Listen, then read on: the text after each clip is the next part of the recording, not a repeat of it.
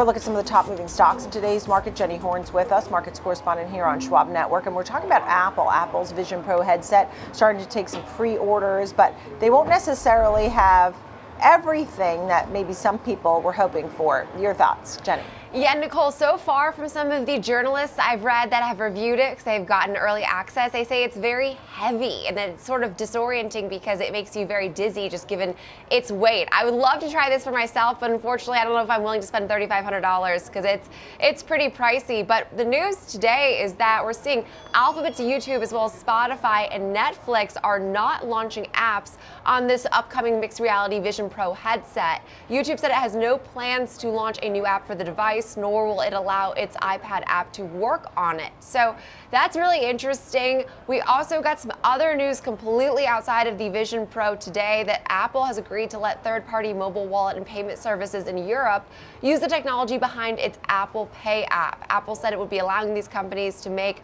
contactless payments on iPhones and other devices that use its iOS operating systems for free.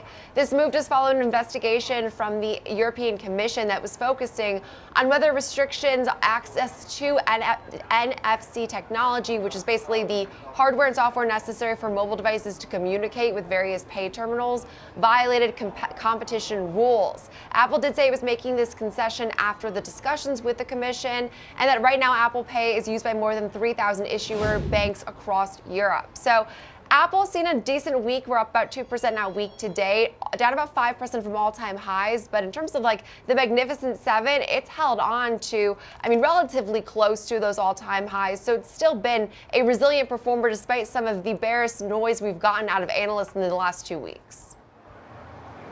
Okay. And then we'll take a look here. Mark Zuckerberg planning to ramp up AI spend. Nvidia set to benefit. Tell us more about that.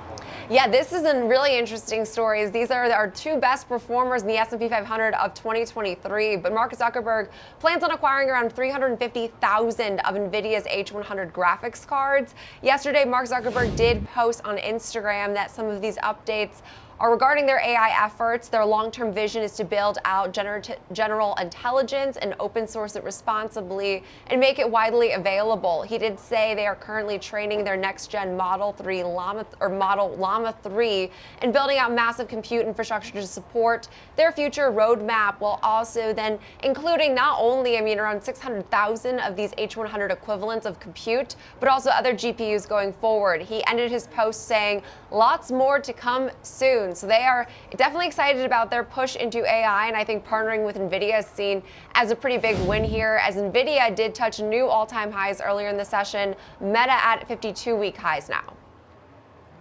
Understood. All right, Jenny Horne, markets correspondent. Thank you so much. Good to see you on this Friday.